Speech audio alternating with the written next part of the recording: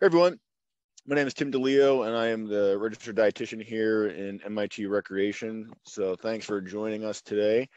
Today we're going to be talking about beating the heat. We're still in the midst of summer. Temperatures are still up in the 80s and 90s here in Massachusetts. So still pretty hot, definitely very humid.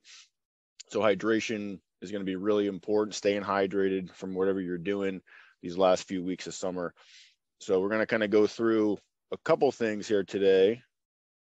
I can get it to move. There we go. So as far as we want to learn, how much fluid you really should be drinking to stay hydrated. There's a lot of different, resources and numbers you've probably seen out there as far as how much we should be drinking. So we'll kind of get into the science around that and learn for yourself, like how much you need to be drinking to stay hydrated. We're going to explore some different methods to monitor your hydration daily. So that way you're sure every single day, no matter, what the instance is, if you're actually hydrated or not. And that's especially important if you are someone who's pretty active and maybe you have sports coming up for the fall, or you do, outside workout classes, or just, working out in general, you're spending time at the beach. You want to be able to know if you're hydrated prior to doing those, strenuous activities, because being dehydrated comes with some risks of injuries and things like that we'll kind of get into. We're going to identify some signs and symptoms of dehydration so that we can kind of know, in addition to the ways that you can monitor hydration, what are some other things to kind of be aware of that your body is telling you or that you're seeing to know, like, hey, I need to really drink some fluid here because I'm a little bit dehydrated. And then lastly, we'll look at a couple different strategies to improve your daily hydration. And then we'll talk through some hydration myths, because there's quite a few out there involving like how much you should be drinking, sports drinks, coffee. So we'll kind of get into those myths and explore those with you here today. So as far as, hydration is concerned, obviously we know it's very important. Like we're told that, from a very young age, we need to be hydrating. But the reason behind that is that water makes up a large part of our body. So, you can see down here on the right-hand side, human body is made up of 60% of water. Depending on your body size, that could even be, a higher percentage, all the way up to maybe 75%. Muscles are about 75% water. And then obviously your brain is 85% water. So water is involved in a lot of daily functioning and health and wellness. So if we're not giving our body a lot of fluid and hydration, things are not going to be operating appropriately. So obviously if we don't drink enough water, that's when we become dehydrated. There's other factors as far as exercising, spending time in the heat, other foods and drinks that you can consume that can dehydrate you, that we'll talk about here in a little bit.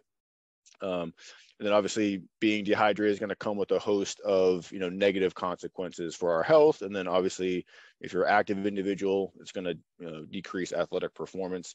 Something like cramping, for example, increased risk of injury, because cognitively you make poor decisions and reaction time is slower when you're dehydrated. So that increases risk of injury when you're exercising.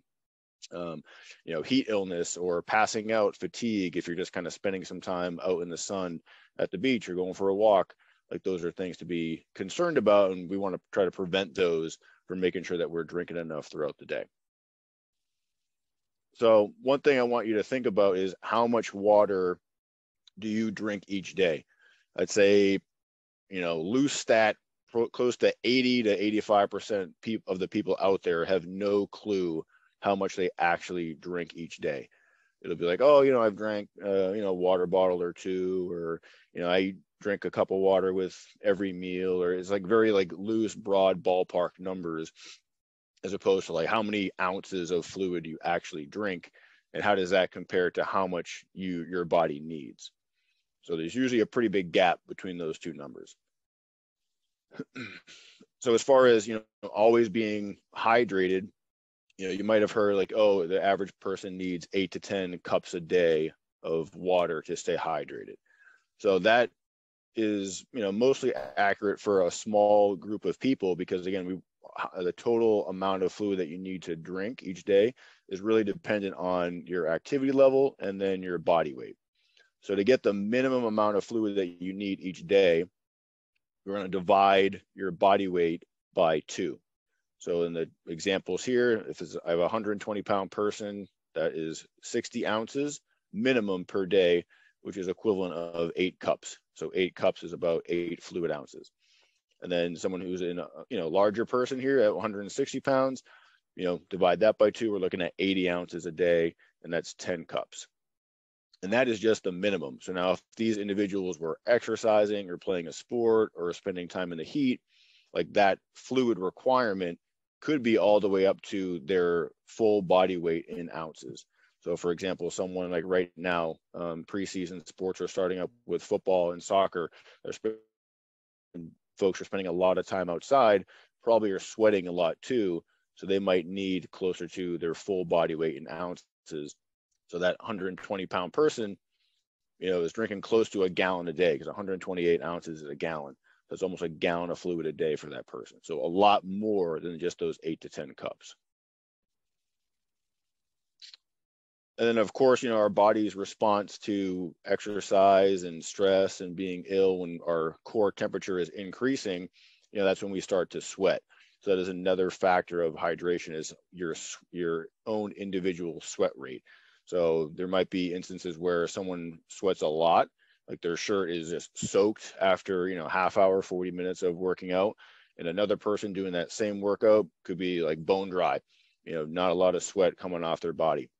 That is, mostly genetic. You really can't change how much your body's going to sweat, but that just is another layer of information that you need to know about yourself, to know how much fluid you need to be putting back in, and then also how much electrolytes need to be put in as well.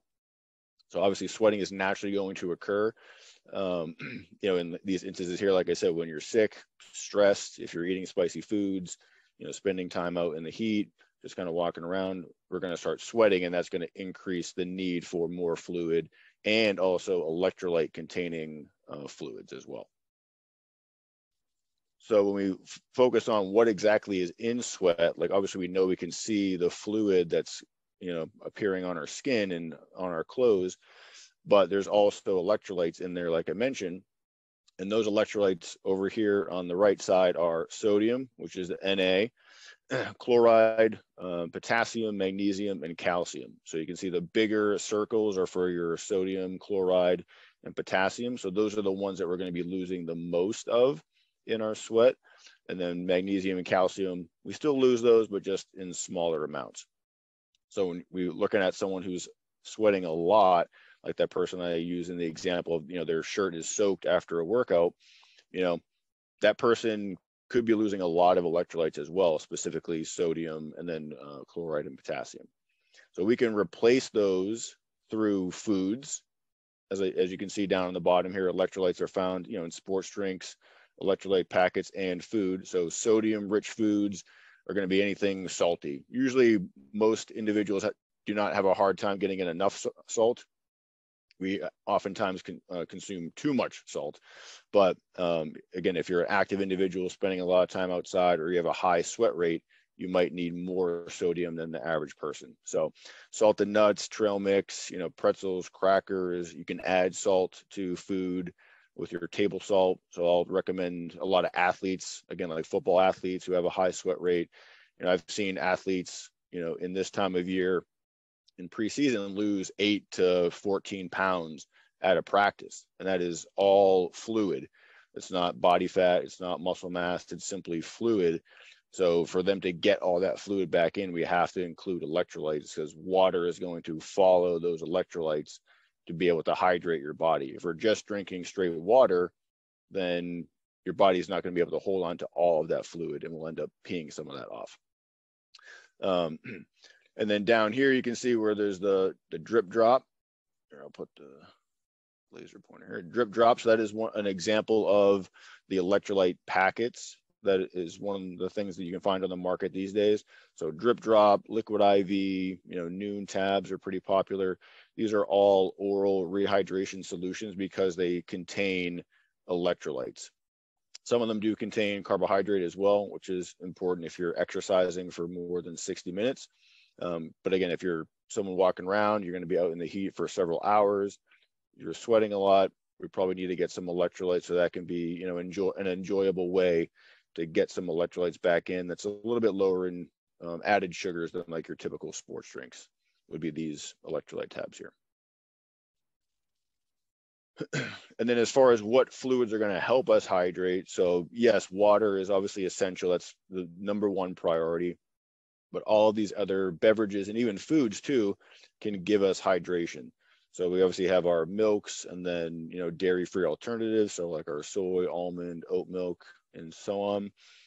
Juices can be a great source of hydration as well, good fluids. Smoothies, and obviously your sports drinks. So of the top row here are milks and juices to some degree, and sports drinks are going to be the ones that have more of the electrolytes that we might need. Depending on what you're putting in your smoothie, there might also be electrolytes in there as well. Water is not going to have any electrolytes, so it's not always the best hydrating fluid, depending on what your situation is, activity that you're doing is, how much time you're spending in the heat. So just things to think about there. As far as foods go, obviously like your soups and broths, things like that, you need water to make those, so you're going to get a good amount of fluid there. And also that can be a great source of rehydration, especially getting into colder months if you're someone who exercises outside, because usually soups are pretty salty, so you're going to get a lot of that electrolyte back in. With different sports teams that I've worked with in the past, like we've had like chicken broth and things like that, like warm fluids that also have a lot of sodium and electrolytes. We've had those like on the sideline or in the locker room at halftime to help warm up the athletes who are out there, in the cold, but also to give some electrolytes. Whereas like they might not want to drink an ice cold Gatorade or a water when it's 10 degrees outside during a game in November or December. So just another way that we can be creative to get some fluids and good hydration into their body. And obviously you have your fruits and veggies.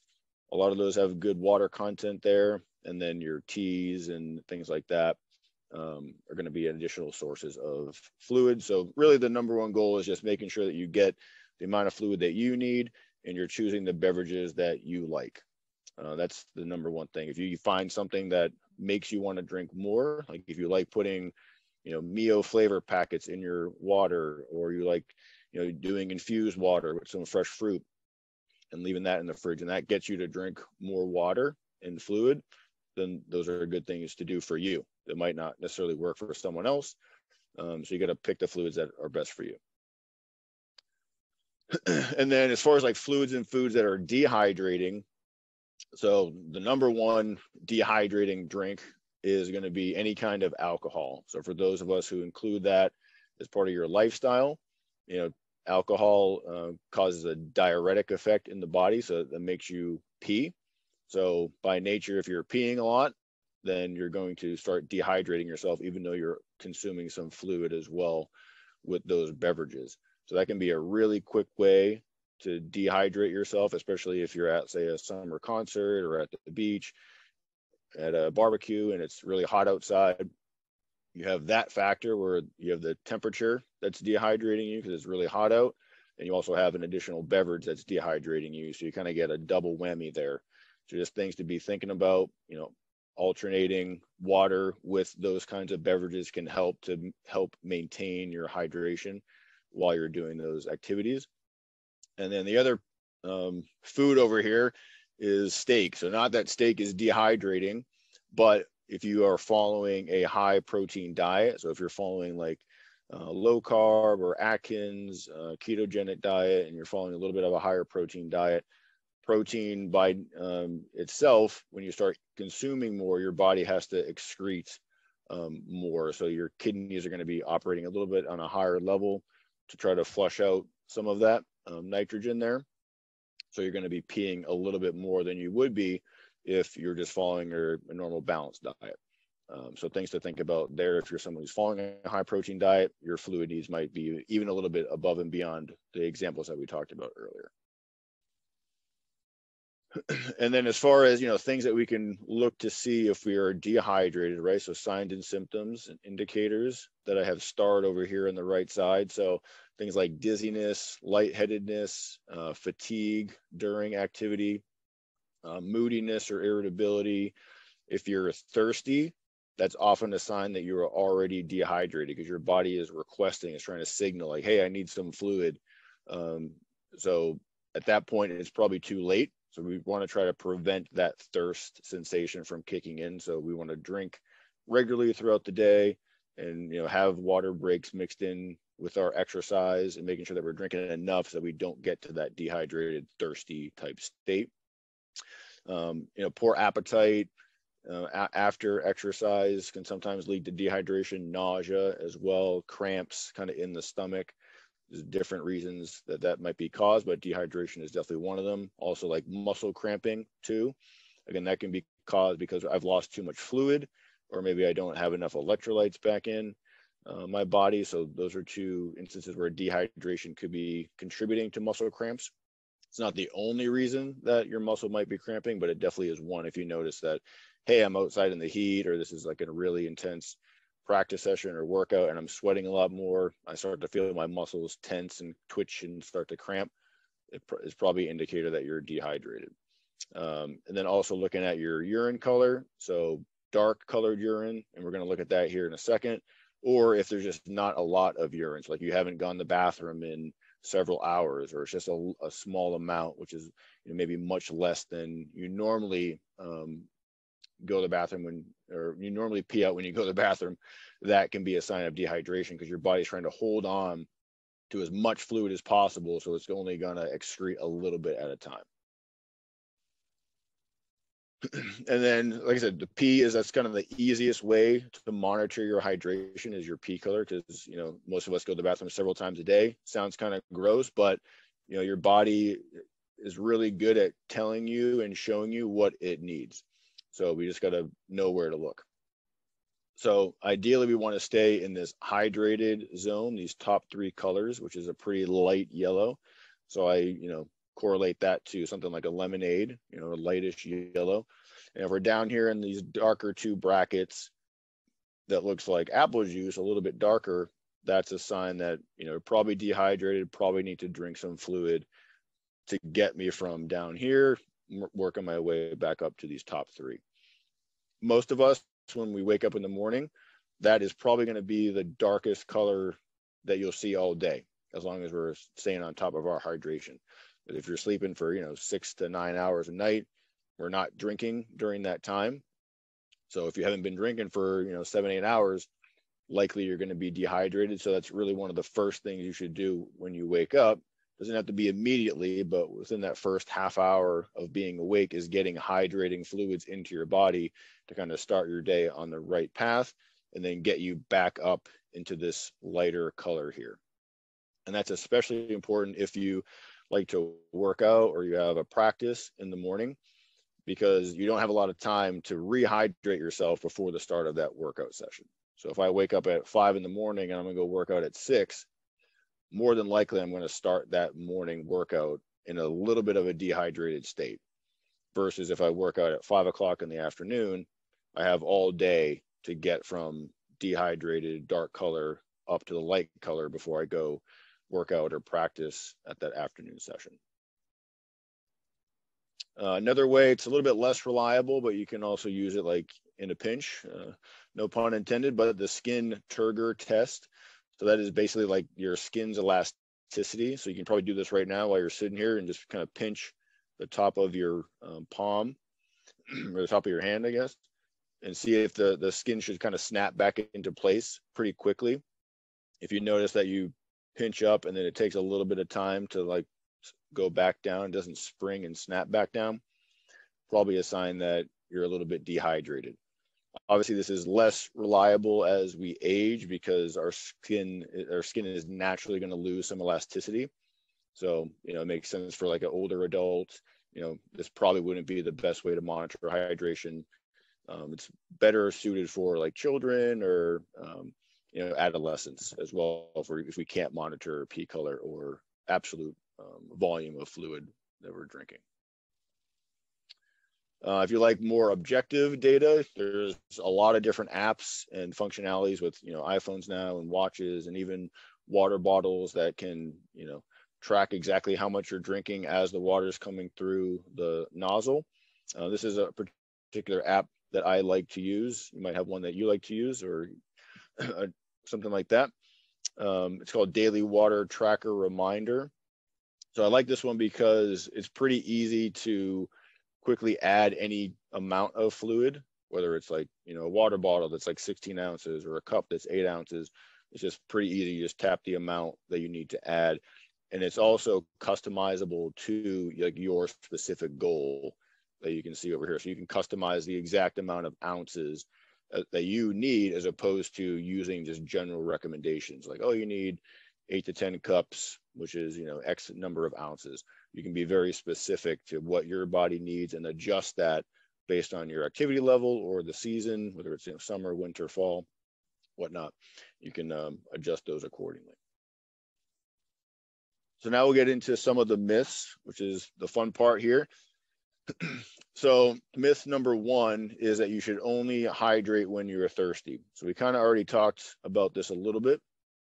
So this is going to be a myth, because again, thirst is an indicator that I'm already dehydrated. So we don't want to wait until that point to start hydrating.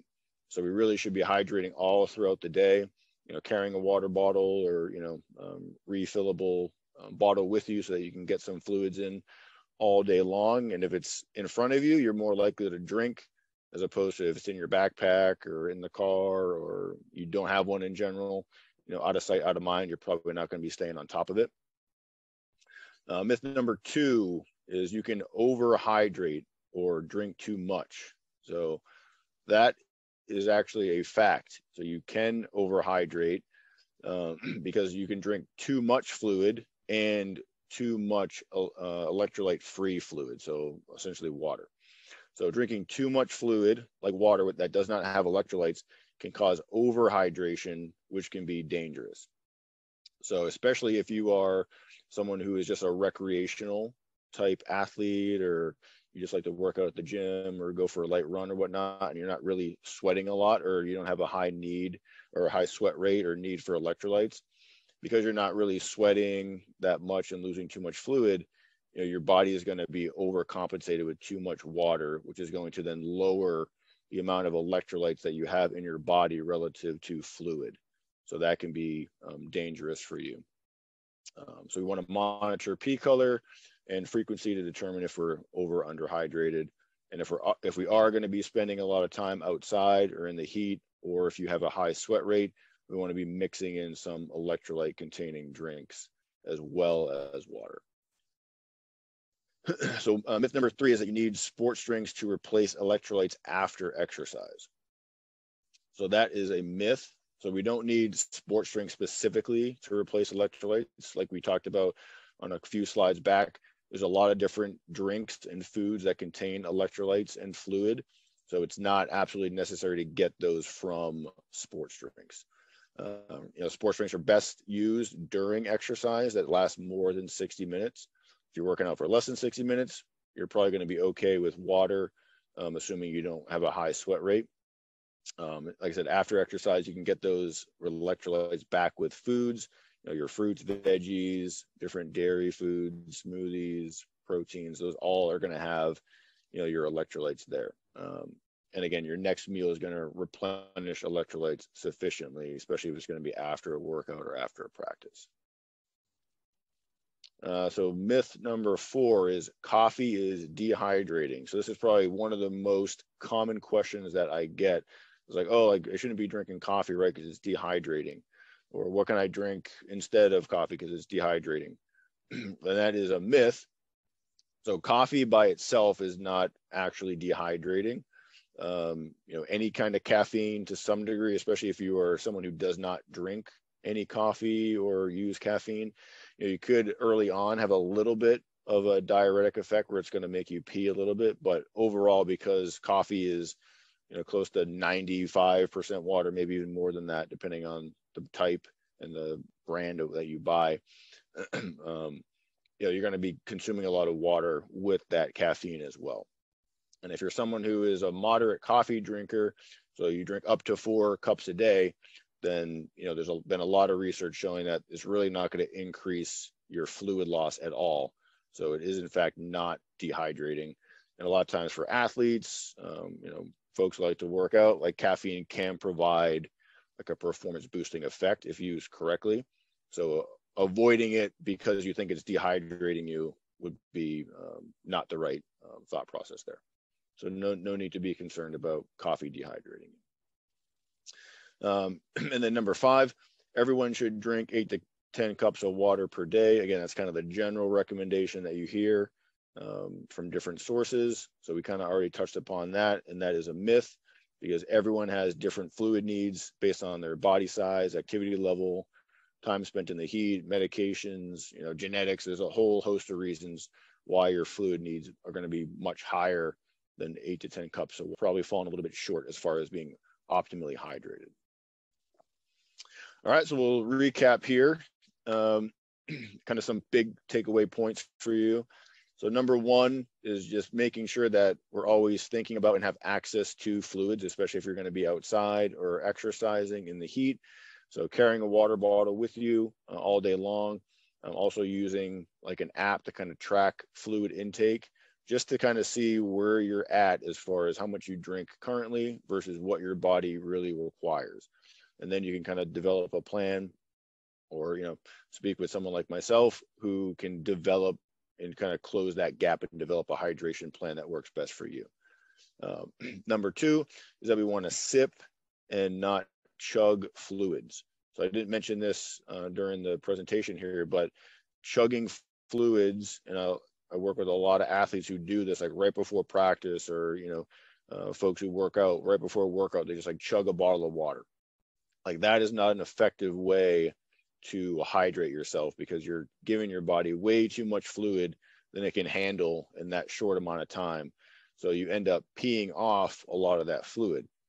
And then people look at their pee because, I just chugged a Poland Springs bottle, so I must be good to go. And then they pee and they see clear pee because they're peeing off a lot of that fluid. So in their mind, they're like, oh, my pee's telling me I'm hydrated, when really that's just some excess fluid that their body's not able to hold on to. So it's better to sip fluids throughout the day, or if you're working out or playing a sport, taking like mouthfuls or gulps of water as opposed to like really chugging water.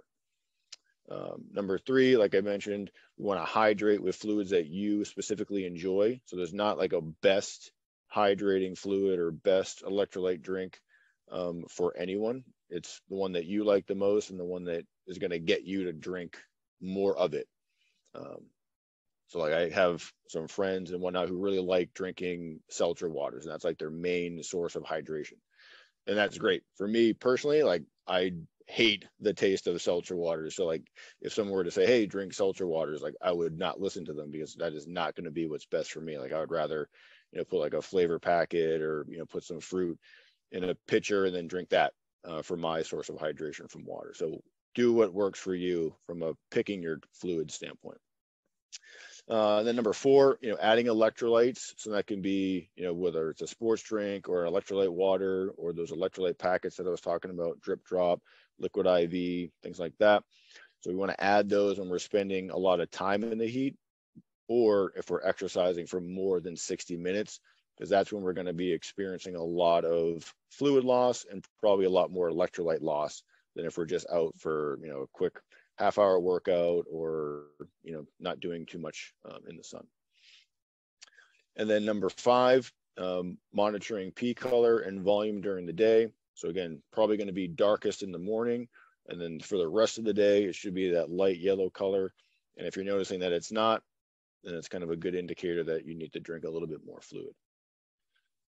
And then number 6, we want to limit dehydrating fluids. So again, mostly alcohol is going to be the number 1 dehydrating fluid. So if you are going to choose to enjoy alcoholic beverages, making sure that we are alternating with those beverages and hydrating fluids like water so that you maintain hydration and don't get the double whammy of, the alcohol dehydrating you plus being out in the heat or whatnot, dehydrating you as well.